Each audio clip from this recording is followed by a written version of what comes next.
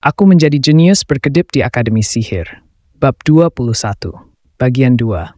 Saat batu-batu itu menyentuh pedang sihir, mereka semua menghilang. Tidak membutuhkan banyak gerakan. Dengan kecepatan mengerikan dari batu-batu itu, mustahil untuk memblokirnya secara beruntun dengan memukulnya seperti pemain bisbol. Yang penting adalah gerakan minimal. Aku sedikit menggerakkan pedang untuk mempertahankan bahu kiriku, lalu dengan sekali putaran pergelangan tangan, pedang itu menari melintasi paha kananku, menghadapi batu kedua, dan kemudian aku berputar pada porosku seperti kipas untuk memblokir batu yang terbang ke kepalaku. Itu adalah gerakan efisien yang kupelajari saat dipukul oleh mesin pitching pada langkah 5. Bukankah ini cukup keren? Jika itu adalah keterampilan sihir yang kuat, aku tidak akan bisa menghentikannya seperti itu. Tetapi untuk kelas 2, itu sudah cukup. Sementara aku puas dengan keahlian pedangku, Brian mulai berkeringat dingin dan menganalisis keterampilan pertahanannya. Jika Morso kalah di sini, aku juga akan sakit kepala. Instruktur Brian yang memutar otaknya untuk mencari jalan keluar menemukan ide brilian. Ya, dia sedikit unik, tapi bagaimanapun, dia punya kelemahan. Jadi dia dengan sengaja memberikan tepuk tangan yang berlebihan di tengah-tengah pertempuran dengan tujuan sebenarnya adalah untuk menarik perhatian. Kemudian dia memuji diriku. Seperti yang dikabarkan, pencapaian sihirmu hebat dan aku mengakui bahwa keterampilan pertahananmu patut dihargai. Tapi, dia melirik Morso. Pada akhirnya, teknik pertahanan itu memiliki batasan karena hanya menetralkan serangan satu persatu. Apa yang akan kau lakukan jika ada banyak serangan? Dengan kata lain, Brian memberi petunjuk kepada Morso untuk menyerang dengan jumlah yang banyak, sebuah metode yang memanfaatkan ketidakmampuanku untuk menebas banyak proyektil yang datang sekaligus. Morso, yang mendengar kata-katanya, mengarahkan tongkat sihirnya ke langit. Lingkaran sihir berbentuk belah ketupat coklat mulai berputar, perlahan-lahan dipenuhi dengan rumus demi rumus. Batu-batu yang terangkat dari lantai perlahan-lahan berkumpul menjadi 11 proyektil batu, tetapi masing-masing jauh lebih kecil ukurannya daripada sebelumnya. Sebagai sihir ofensif yang menyerang banyak orang dengan mengurangi kekuatannya, itu tidak cocok untuk digunakan pada satu target, tetapi tampaknya menjadi keterampilan sihir yang sempurna untuk menekan diriku. Tunggu, bukankah itu berlebihan? Jumlahnya banyak sekali. Morso telah melangkah terlalu jauh.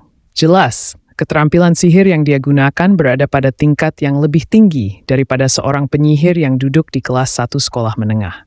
Ini berarti seharusnya tidak digunakan dalam pertempuran persahabatan siswa kelas 1. Meskipun mengetahui fakta itu, instruktur Brian memilih untuk menutup mata. Batu meteorit. Pada teriakannya, kepingan-kepingan batu jatuh dari langit satu demi satu. Dan lenyap sekali lagi. Aku telah melindungi tubuhku dengan memutar pedang seperti kincir angin. Apa-apa? Bagaimana? Aku yang memegang pedang tak berwujud itu lurus lagi, berkeringat sedikit. Saat aku melihat teknik bela diri, aku melihat deskripsi yang menyebutkan memutar pedang untuk memblokir hujan panah. Tetapi aku tidak tahu bagaimana melakukannya. Teknik ini, yang dikenal sebagai fanning, telah dipraktikkan secara intensif saat bertahan melawan mesin pitching.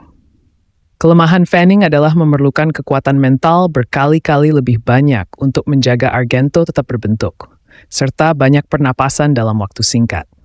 Selain itu, pertahanannya lebih lemah dibandingkan dengan keterampilan lain yang memblokir serangan sihir tunggal namun kuat. Jadi jika Morso bisa menyalurkan lebih banyak mana di sana, pedang itu mungkin tidak akan bisa melindungi diriku. Wow. Itu hampir seperti perisai sihir. Akhirnya, para siswa berseru.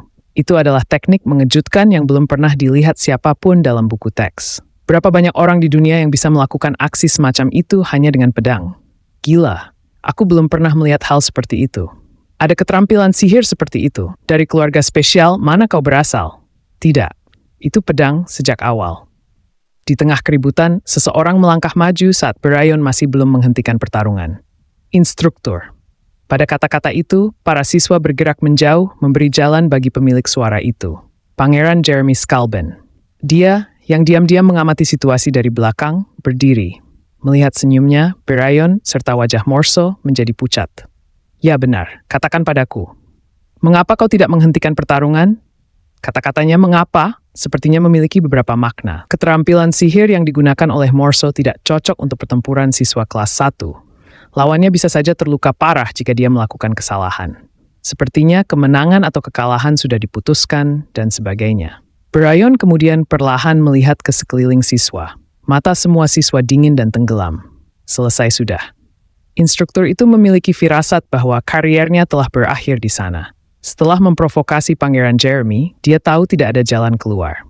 Tangan dan kakinya gemetar, dan keringat dingin menetes dari pipinya, tetapi dia entah bagaimana berhasil membuka mulutnya. Sekarang giliran Baek Yusol untuk menyerang. Dengan cara itu, inisiatif jatuh ke tanganku.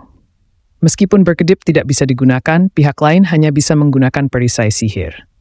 Saat aku, yang mendekat dengan langkah santai, mengayunkan pedangku sekali, perisai sihir Morso hancur berkeping-keping.